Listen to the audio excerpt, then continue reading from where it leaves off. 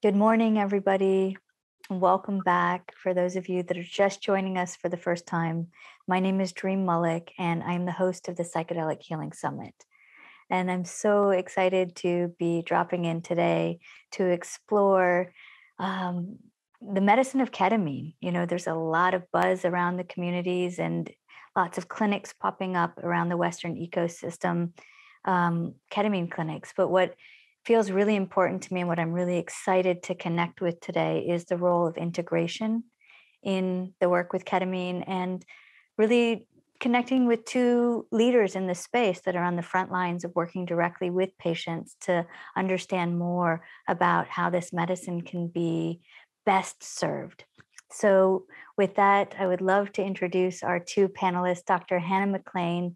Hannah is a physician, a psychotherapist, and entrepreneur. She has founded Sound Mind and is this initiative to bring equity, ethics, and innovation into this beautiful psychedelic ecosystem. I love, Hannah, that you use that word ecosystem because that's been a big conversation that I've been having a lot lately, that this is not an industry, this is an ecosystem. And Hannah is based in Philadelphia. I'd love to acknowledge the original peoples of the land of Philadelphia. And I am coming into you today from the land of the Chumash people in Southern California.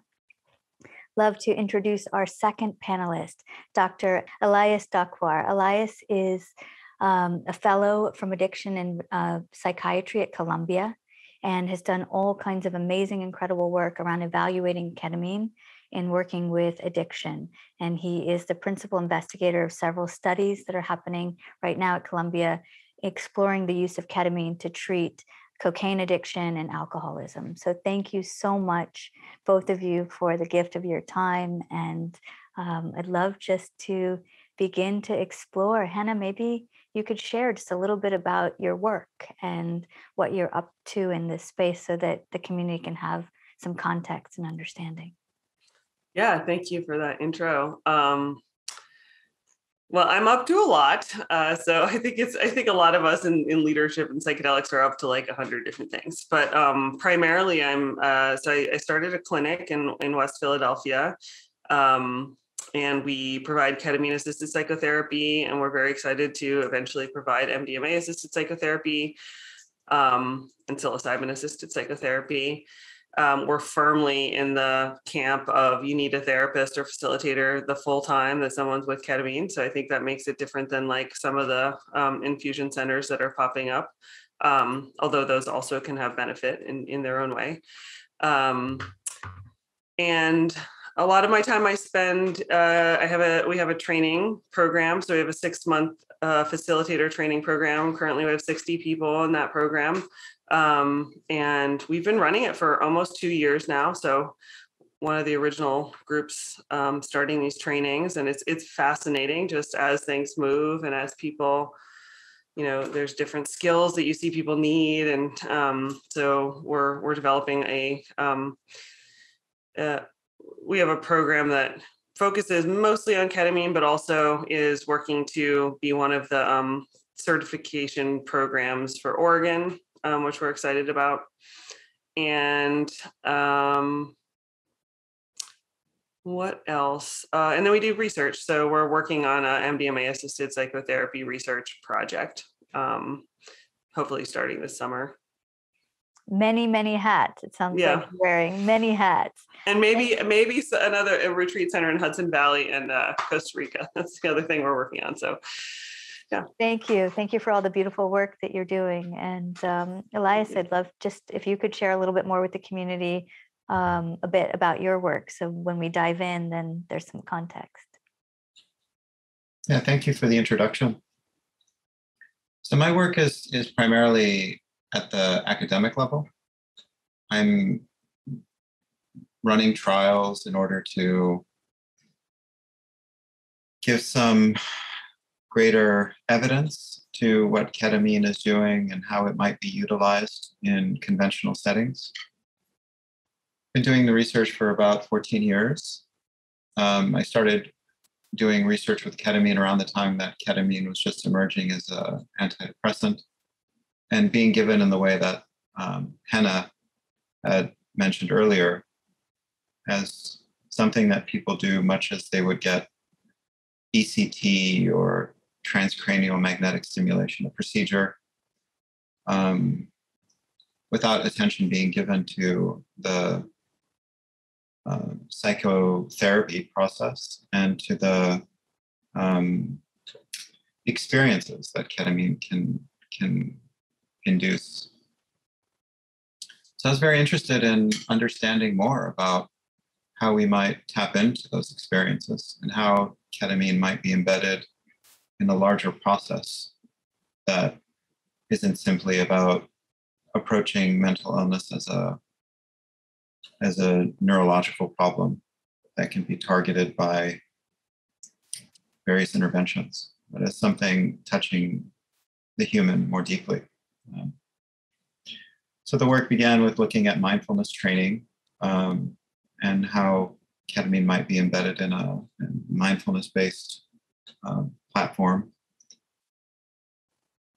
And a lot of trials were done with cocaine use disorder and alcohol use disorder, and results have been published and have led to more interest in ketamine being used in this way. We're also doing research right now investigating how it might be helpful for opioid use disorder, in addition to doing larger trials with cocaine use disorder and alcohol use disorder. The other major question I've had is how to provide opportunity for people to receive ketamine in ways that are responsible and optimally therapeutic beyond this very rigorous academic setting. So I have been involved also in providing support to various ketamine-assisted psychotherapy training programs and teaching the larger community. The other, I think, major question, and one that Hannah posed earlier, is how do we bring greater equity to this field? Right now, ketamine is something that's accessed by largely affluent people, largely white people, and it's not insured. It's not something that is given in a way that is financially feasible for a lot of Americans. So how do we shift that, and how do we think more broadly about how this treatment modality might be accessed by everyone who needs it, as opposed to those with the funds? I think that's a very important question, given that we're going to be seeing these same issues with other psychedelic assisted therapies once they get approved and rolled out. So I see ketamine as this tremendous gift, not only as a therapy, but also as a canary for better understanding, how we might integrate these sorts of treatments into the larger systems we're in right now. That's really beautiful. You touched on so many things that kind of sparked in me the awareness of bringing mindfulness and other modalities and practices in to work in tandem and collaboration with these medicines as ways to integrate. That feels really important and powerful. The conversation around access and inclusivity is essential. And that's part of, what I felt was really important in bringing the two of you together in this conversation was, my sense is that these psychedelic clinics that are being created are setting the templates or the blueprints for the greater psychedelic clinics of the future. And so I feel like it's really important right now. There's a beautiful opportunity to help to create those blueprints in a really holistic way. So I would love just to hear, Hannah, if you have any reflections on that, what you're actually doing in your practice that is lived, and, ways that you might see to help integrate and create that more healthy ecosystem. Yeah, I think it's a great question. And I think it's one that I have been grappling with, and others at SoundMind for years. I think there's many aspects to think about in term with access um, and just like how we're setting up these clinics. I think it's really important for me. I've just realized, we need to set up clinics that number one, the people that are serving the medicine or administering the ketamine, they don't burn out. I think that's the number one concern I have, is that as when venture money comes in or when investors come in, they kind of tally up how many rooms there are and how many patients you can get in each room, and then they add it all together. They go, $1 million. And actually, you need to think about like what is the right amount of, how many patients should a clinician actually see? And for us, it's maybe 3, max 4 a week, ketamine assisted therapy sessions, and they're 3 or 4 hours a week, a session. And that's not what I originally had thought. So our clinic has 8 rooms, and I was thinking like, oh, we could do this, two cap sessions in each room per day. And that it's not actually how it ends up functioning. So thinking about the mental health of the clinicians so that they can actually like metabolize and provide really good care, because as soon as people start burning out, the care isn't very good. So I think that's the number one thing we've been thinking about. And also just starting with having representation within the clinician pool. So I think there's this concept of like, we just got to get more money for more marginalized people in for these treatments. And then you think about, if you want to pay your clinicians a reasonable salary, it is expensive, but you also need to think about like, are marginalized people, when they go into the clinic, do they have the choice to have someone else that, that someone that represents their background in the, that's sitting for them in therapy. So we've been spending a lot of our, we've given $30,000 in scholarships for BIPOC folks to train in our training program, and really working alongside various people with visions for initiatives that could bring these therapies to, really targeted ways to use these therapies. So we were talking before about Belinda Ariacho and her idea to potentially bring ketamine-assisted therapy to Native American women with PTSD. And I think it's such a beautiful idea of like, not necessarily just like reciprocity, that we have this like chunk of profit and we're just like sending it to Peru. It's like actually making relationships with people and then seeing like, what's your vision and how can I help with that vision? And I think, really considering what are the barriers. You also don't want to, I think, when considering equity, there's also, so we have a very long wait list. And you think like, okay, we're a clinic and there's just, there's not that many of us. You don't want adverse events. So you start arranging your wait list for who's, I don't want to have someone have a heart attack. So I don't want cardiac comorbidities if I can help it. Like they need to be able to pay. They need to have a therapist because like we don't have tons of time on either end to do. We do, some preparation and integration, but it's not like forever. So we definitely need, someone that you can hand them back to. And you start realizing that as you're arranging this list, it's like, who's more likely to not have comorbidities? It's wealthy white people, right? So even like within the categories of the wait list, we prioritize marginalized people. So if someone's like this amount of healthy, we're going to prioritize them. But you realize there's like so much that's ingrained in the system that's making this difficult. It's not just like, how do we find $4,000 for a ketamine series? It's like, the people that are more likely to get knocked out of the running for things like cardiac comorbidities are more likely to be Black, here in West Philly. So I think really thinking about like, where should reciprocity money go, and like, what should it go towards? And is it like education? Is it, getting therapists so that we can have the support around the sessions, or is it like primary care? So I think not just having this mono focus on like everyone needs psychedelics, but like maybe this person needs a cardiologist, so just really being open-minded about how to best use funds and how to think about equity in a larger way, I think is important. And I think that what you're really connecting with is how do we look at the roots and the ecosystem and not disconnect like the parts from the whole. I remember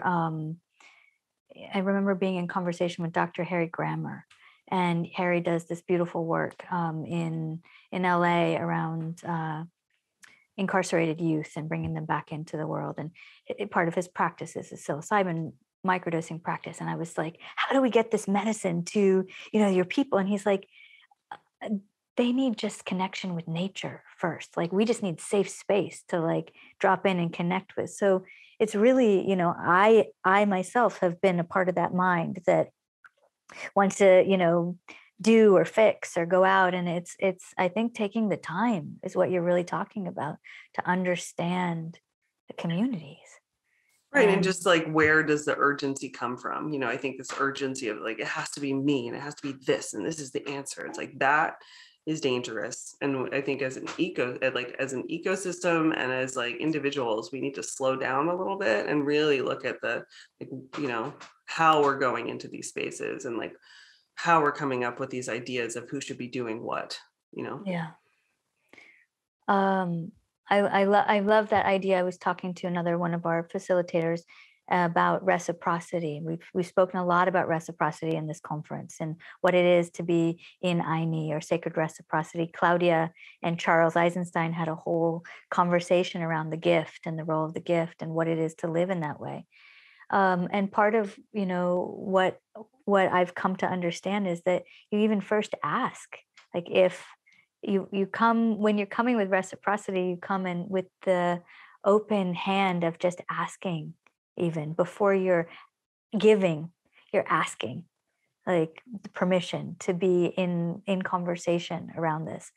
So I'm really appreciating this, and I'd also love just to bring it into the community around some of the real world healing that you both are seeing around the work with ketamine and the role that integration plays. So maybe, Elias, unless you have anything you'd like to circle in and add to that conversation, it would be really beautiful to hear from you, particularly around mindfulness. I know this is a community that likes to get into different practices to support their spiritual path. So anything that you'd like to share, I'd love to hear from.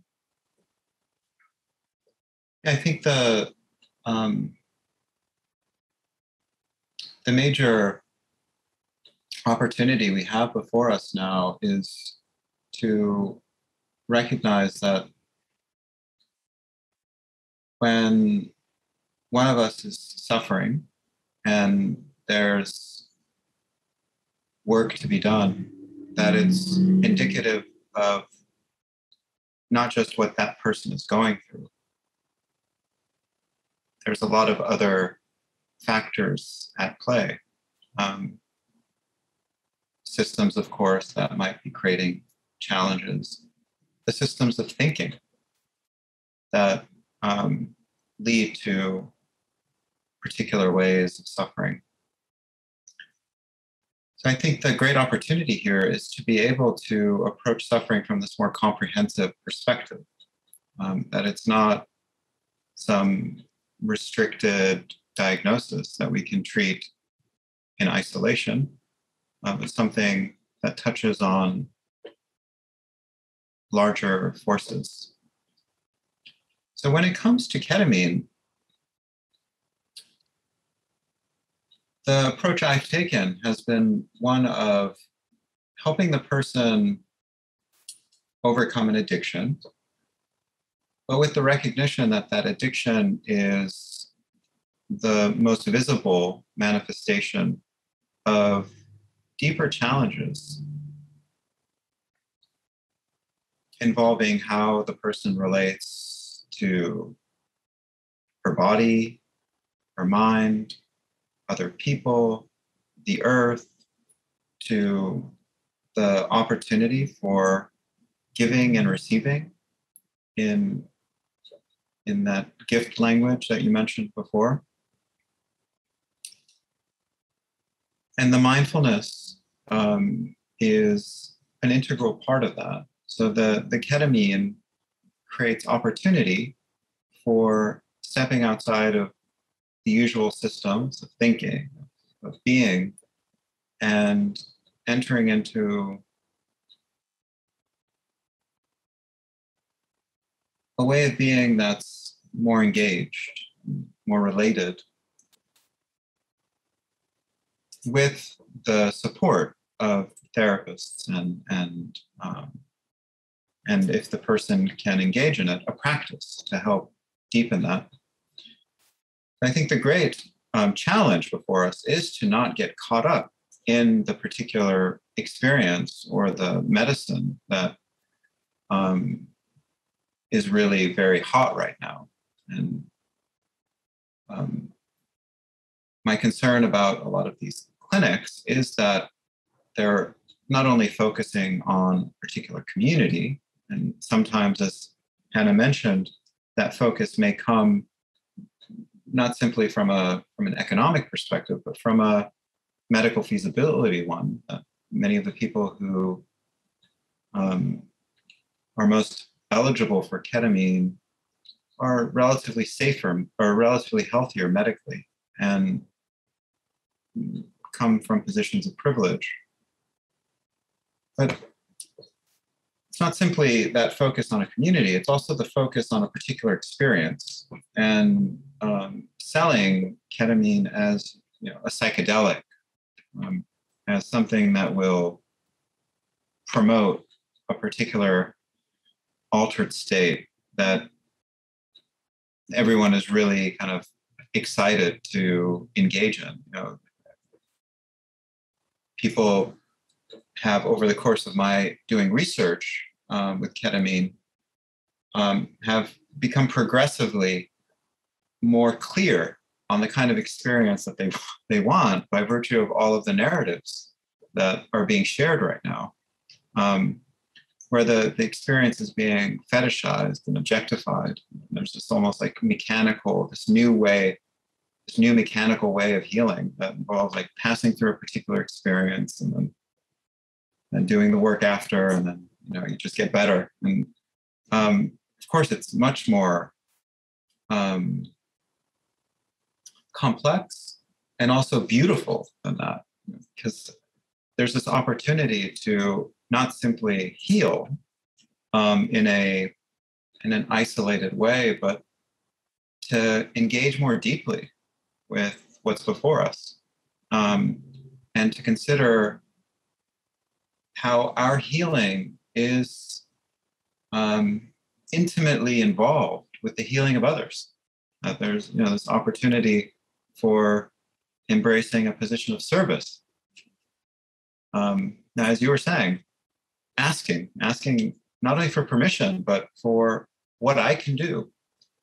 And that's another aspect, I think, of this work that is important.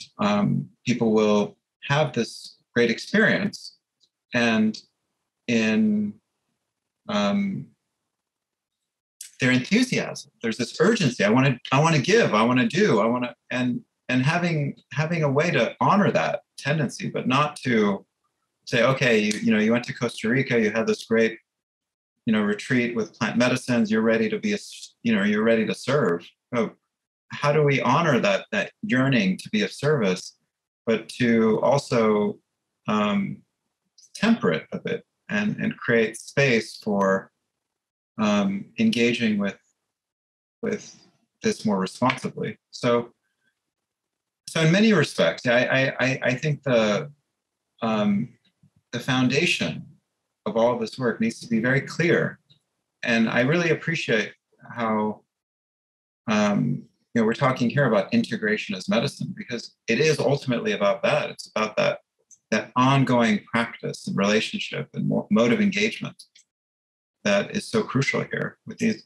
medicines providing a catalyst to move it along, as opposed to the light show that so many people are excited about. Well, you're touching in on so many things. I love that we're coming in this morning with this conversation. You know, when we opened this gathering, we came in with Grandmother Flor de Mayo and Grandmother Jyoti. And one of the things that they reminded us about was that, you know, we're in an initiation. Part of an initiation is stepping into the great mystery and dropping your expectations. And I'm here, that's what I'm hearing you share, is that, you know, this is an ongoing, this is life, essentially. This is life. This is an ongoing relationship with the sacredness and the whole ecosystem of life. And really reconnecting. We've spoken so many times about this during the summit in different ways around this being an ecosystem and how we heal in a whole ecosystem.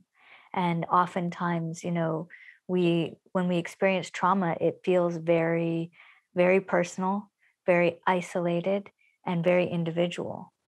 And the way that the Western model has primarily been is to heal in that same kind of isolation.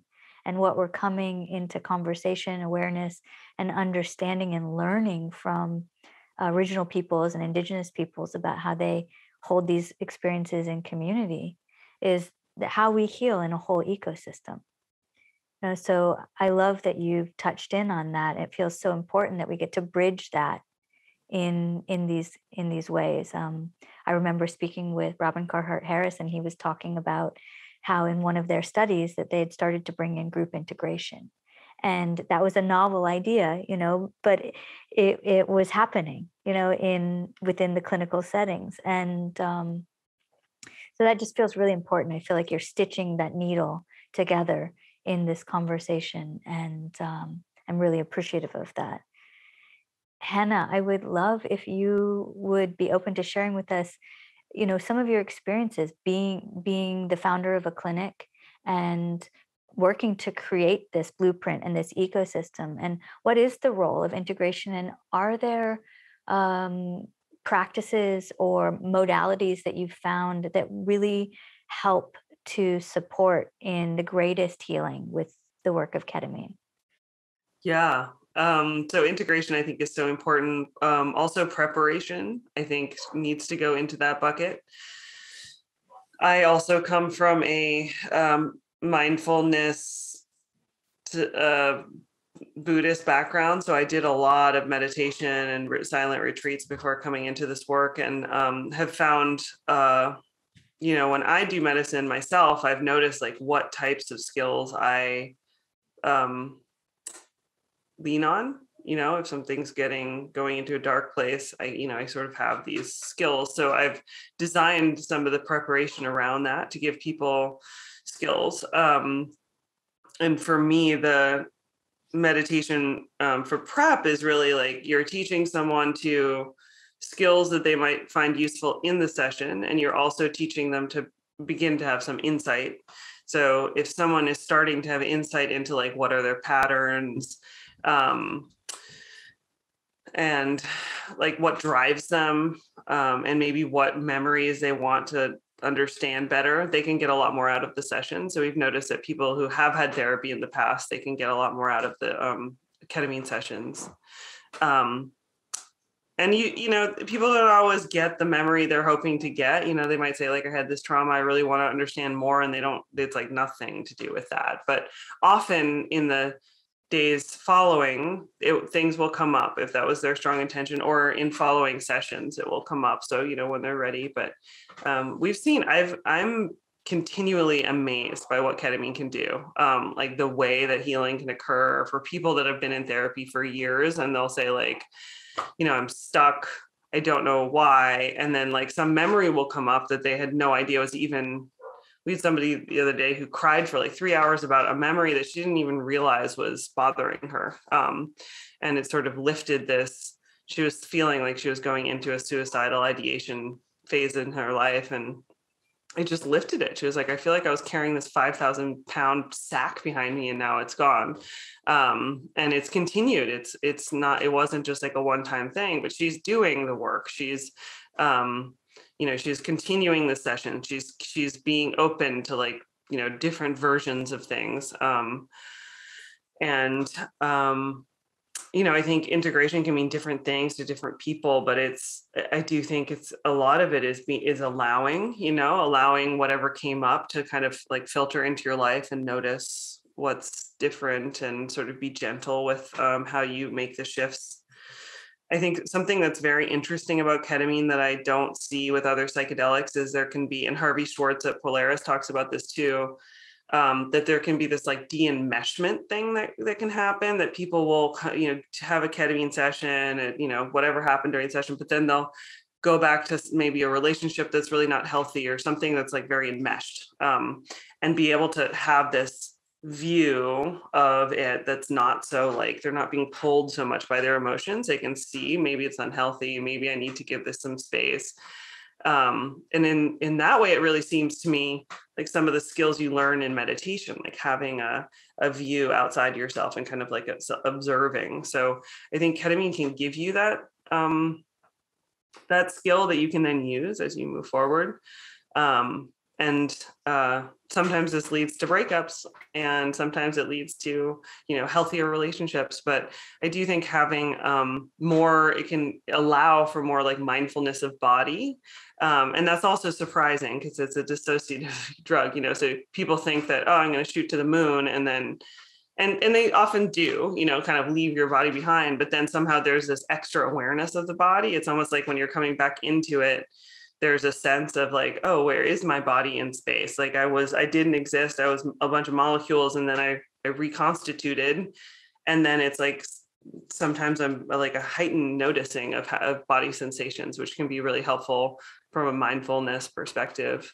We're also noticing, we're doing group trainings, ketamine assisted psychotherapy trainings for clinicians. And it's really interesting that they're all often very hesitant, like, oh, I'm going to be in a group, like being vulnerable with my colleagues. And then they realize like groups are amazing. So not only do you get like, potentially it's like could be more accessible and cheaper with groups, but you get the added benefit of creating community. So I think a lot of it is like bringing that part back into or I don't even know if it's back in, but into the medical rollout, that there's never, outside of the medical system, the idea of like individual psychedelic care is very weird. So I think figuring out what is the optimal way to use a group modality, whether it's integration or whether it's people have individual rooms and then you bring them together in person to talk. Sometimes we've been talking about potentially screening people just for the first time, so they don't feel like they have a sense of like what it's going to feel like. So they're not just in a group, without any sense of what the medicine will feel like. But I do think that finding ways to add back in the community into the medical model is very important. Well, what you're touching on, and I want to also just jump back for a moment to what Elias touched on when he was talking about the, having this psychedelic experience or experience with sacred plants, and then coming out and wanting to exuberantly help, and really grounding the experience was what I was hearing from him, was like, what are the practical embodied tools that ground this wisdom, so that then when you move forward or forth into the world with your joy for being of service, which I think is our innate birthright, and the way that we were born is to come here and be of service to each other, that's coming from a landed place. So I just wanted to circle back on that because I really appreciated you bringing that in. And Hannah, there was a few things that you said that really sparked for me. One was around setting an intention, so bringing in a little bit more of a ceremonial context into the ketamine space. Like I'm curious about how, or if at all, that's happening in your ecosystem or beyond. That's a question for me that, because I do believe that when we anchor an intention and then we get to bring that into our bodies, that's how life starts to really shift. And you also talked about creating tools, right? Creating tools that not just support you during the medicine experience, but support you in your life. Like so that the integration is not just a session before, a session after, a couple of sessions before. They, again, just really imprinting that this is like, these experiences open up these portals to other realms of consciousness, of which, like you said, with your client, things come up that weren't what we intended to come up, and then we integrate them maybe for the rest of our lives. You know, it's not like preparation begins the week before and integration ends the week after. So just demystifying some of that feels really important for the community. So thank you so much for bringing that in. And I'd love to hear from either of you what you think about the role of intention and how that is showing up or not in ketamine clinics and in ceremony or in sessions. Yeah, intention is an art, you know, in that we want people to maintain a certain openness when entering into the experience, and at the same time have a way of entering into it that is meaningful to them, that helps, as Hannah was saying,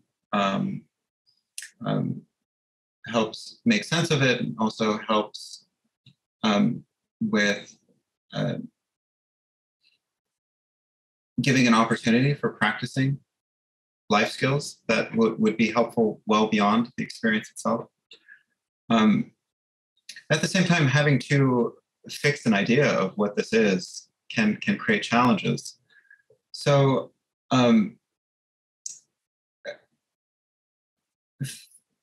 for me, in doing work with this medicine in both clinical and research settings, the balance has been between creating a narrative that helps the person approach it on her own terms, while at the same time tapping in to, I think, the primordial intention we're always carrying with us of alleviating suffering, finding greater joy, being of service, receiving more fully, giving more fully. All of those currents are really present in every intention that someone brings in her own language. So I think rooting it in that, again, without putting anything in the person's mouth, without speaking for the person, but bringing the person back to this current that exists beyond whatever particular hardship might be propelling the person to come into the care, and also beyond the perhaps overly determined notion of how this might be of help. Because that orientation of, that more primordial intention of entering into greater freedom and peace and joyfulness, I think allows for navigating the quiet corners of the experience that otherwise we may be too linear about. And the mindfulness training can be very helpful with that as well. Not simply creating that vantage point of dispassion, equanimity, observing whatever comes up, but also a mysteriousness of what we are and where we are and what all of this is, that invites a suspension of the usual notions, creates opportunity for inviting things in that may be otherwise overly overlooked and pushed away. So yeah, intention is important, but not too much. So, yeah. That's beautiful. I'm hearing it. You hold the intention and then you let it go. You know, that navigating the quiet corners, that's really a beautiful way to think about this. And it brought me back into, you know, what Hannah was saying in the beginning, and we've talked about this a lot throughout this summit, is that need for the pause, for some spaciousness to allow what wants to come to being to come, and that allowing then opens one up perhaps to the original memory of their essence or their life force or their joy through whatever the shadow is that they may need to enter or not enter. And allowing for that too, this idea that all these experiences are going to be joy filled is, you know, that's also a marketing ploy. You know, it's like, no, we got to go sometimes into the shadow. We got to cry for 3 hours about a memory that we've forgotten that we've had. You know, we've got to cry for what's happening in the world and how we all feel that and how we're all connected to that. And so I also really appreciate you, Hannah, bringing in the awareness that this is a disassociative, but helps us to also re-embody. Because I personally stayed away from ketamine for a long time because I've spent so much of my life out of my body. I'm like, no, I'm here to come back in. And then my experience was very somatic. Like, wow, the wisdom and intelligence there, the getting into the soma was super powerful for me, which my body is where it's the traumas have been stored. So it felt like such a gift. So I would love, Hannah, if you just have any closing thoughts, any closing words, if you want to touch on intention, great, or anything else you'd really like to share with the community that you feel is important. Yeah, I mean, I think I very much agree with what Elias, his perspective on intention. I think for us, we really have people. We have people in their intake describe, like, you know, what are your patterns? What have you learned about yourself? Are there certain memories you'd like to know more about? And then sort of let them fall away as in a way that you can keep something in mind, but just remembering that be open to whatever happens. And as people go into the medicine, you remind them, like, if you see a stairway, go up it. If you see a door, go in it. You know, you're going everywhere if you can. You know, if there's a death experience, it's like, don't be afraid to do what the medicine wants to show you. So I think ketamine, more than anything, it's like you can't really tell it what to do. It'll, your intention usually gets thrown out the window anyways. But I think over the course of treatment, intentions can kind of show themselves, show like answers and show directions. So I think that's important. And I think, it's like the intention before and during and after. It's like, it's all one. And we recently, at some of the folks at Sound Mind, along with a couple ethicists at Harvard, we wrote a paper about navigating autonomy in altered states, and just how, like, what version of us do we listen to? And I think there can be like intentions set within the journeys, like, I want to sell my house, or I want to get a divorce, and it's like really listening to whatever comes up. And as people go a week out, they're still in the medicine in some way, right? So you're sort of helping them navigate all these new ideas and new feelings that come up, and decide, like, what are you acting on? What are you exploring? What might have not really been relevant and just, come up.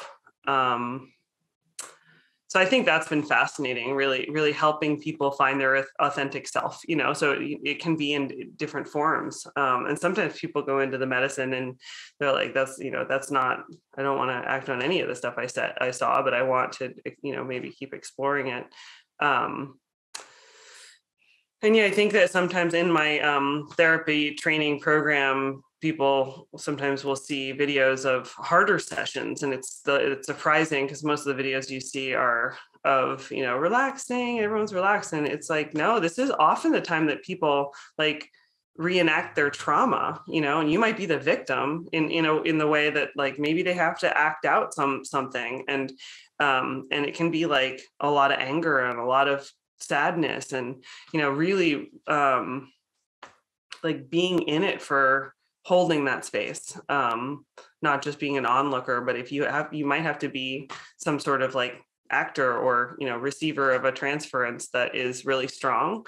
And then it comes back to, for me, wanting to really hold the healers and make sure they're healthy and they're continuing to do their work. So to keep this ecosystem healthy, that it's not just about like, let's treat 1,000 patients and let's like all build companies, and let's make sure that the people that are doing the work are able to continue to do it, because it's hard work and it's deep, and it can be, you know, there can be a lot of vicarious trauma, and really teaching people. In our class next week, Claudia Cuentas and Belinda Ariacho and Rodney Garcia are actually teaching about ceremonial cleansing rituals. So helping people, even if they're not doing like feathers and Palo Santo, they can do other versions of cleansing. Like you come into a space and you try and leave behind your life and like your baggage, and you sit with the person, and then you let that go too, you know, and finding ways that you can do that, that, you know, in the medical model is as important as anywhere, because we have to find ways to stay balanced.